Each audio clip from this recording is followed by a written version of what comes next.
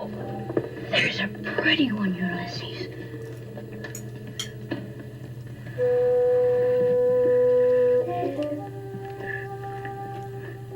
There it is. Hello BookTube, I'm Shawn the Book Maniac. Welcome back to my channel. And this is a kind of video that I have stopped making because I kept getting myself into trouble, getting myself all excited about a bunch of forthcoming books that I couldn't afford to buy, or if I did scrounge enough money together to buy them, they'd sit unread on my shelf for years, or I would start to read them and never finish them because I'm reading too many gall darn books at one time.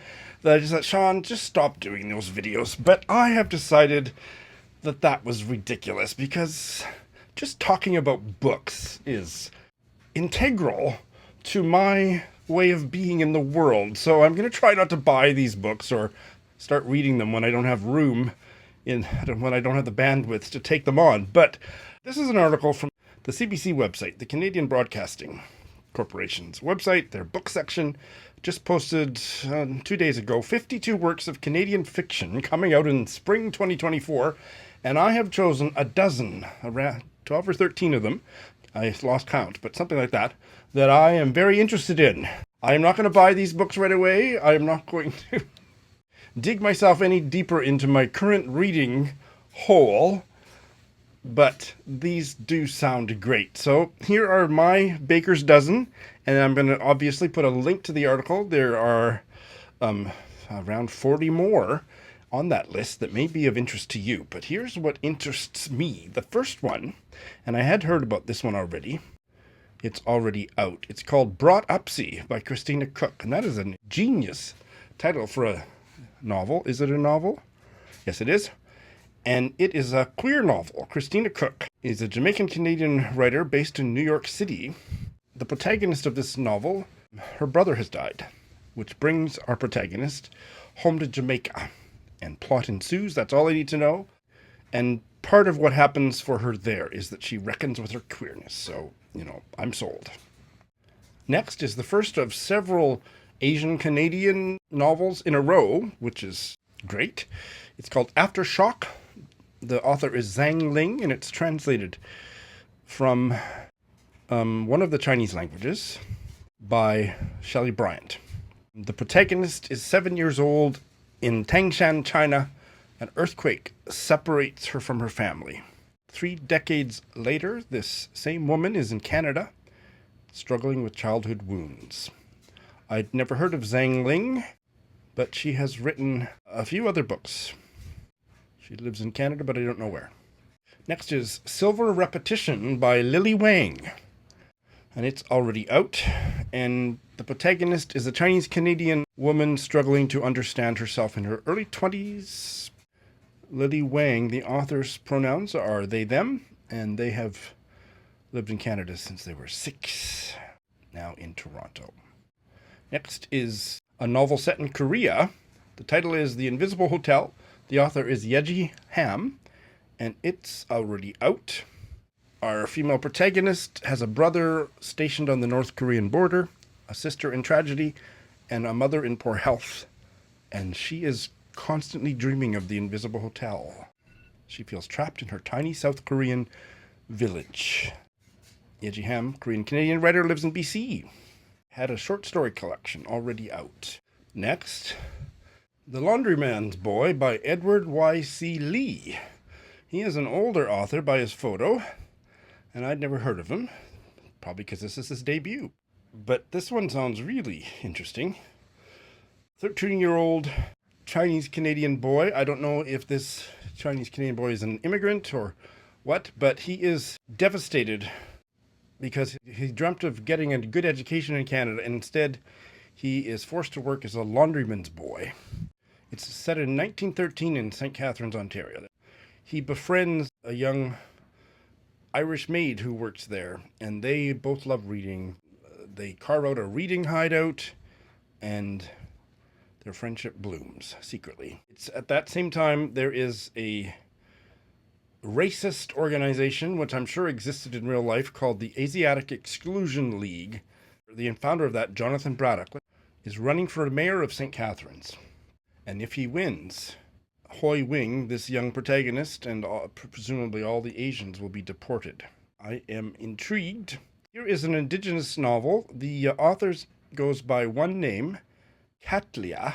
She has written a memoir called Northern Wildflower and a novel, Land, Water, Sky. This is published on April 1st. What it says here is that her ancestral homelands are in Yellowknife, Northwest Territories, and also in Lekwungen-speaking People's Coast Salish Territory. And this novel is about a teenage girl who is accused of arson. And then she gets placed in a reserve as the titular firekeeper. And then wildfires encroach on that reserve.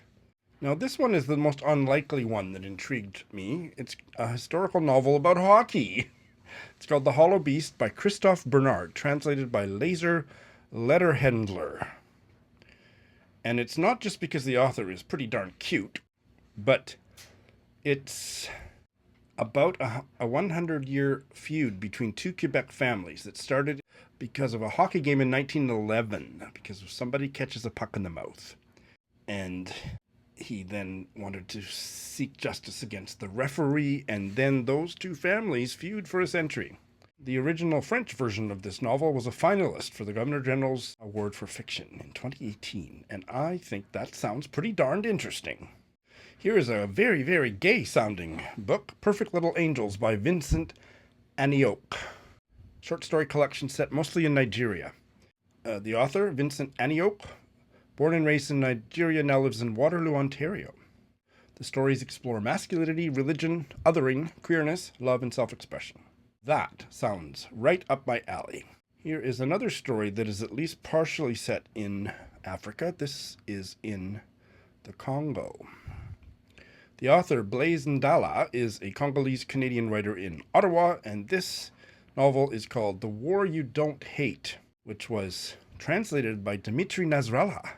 She translated from the French.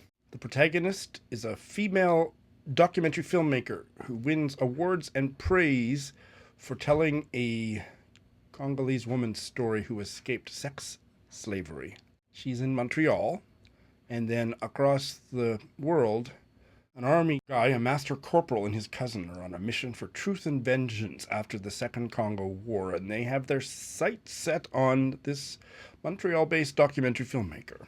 That actually sounds a little bit too action-packed for me, but still, I'm interested. Here is, I believe it's the second novel by the Métis Ukrainian writer Conor Kerr called Prairie Edge. I have his first novel, Avenue of Champions, on my shelf. I haven't read it yet. I didn't realize he'd had two novels already. And the other novel is Old Gods. Avenue of Champions was long listed for a Canada Literary Prize that I no longer refer to by name on this channel. This novel sounds crazy.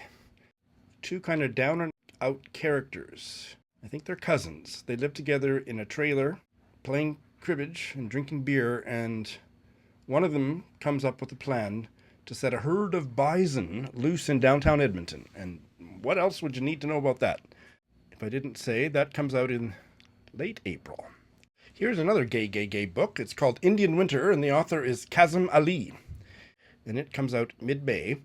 The narrator travels across India trying to write his way through a broken heart. He was rejected by his family for his queerness, a failed relationship, a blend of travel diary, poetry, and autofiction. I'm not sure, depends how much poetry there is in there, but I certainly would want to check it out. Kazim Ali is a professor, poet, writer, and yoga instructor. Doesn't say where he lives. Billy Ray Belcourt has a collection of short stories coming out. I have a complex relationship with Billy Ray Belcourt's writing, but in a way that makes me want to try everything he has written or will ever write to continue to struggle with his important writings. I'll leave it at that. It's coming out end of May as well. And I think that was a dozen, but anyway, those are the ones that are of particular interest to me. There's 40 more on the list that I'd like you to have a look at and tell me which ones are the most interesting to you. And if you've read any of the ones I'm interested in, or even any of the other ones on that list that you think I would enjoy or that I should steer clear of, I'm looking forward to those comments below as well. This was fun. Thanks for watching.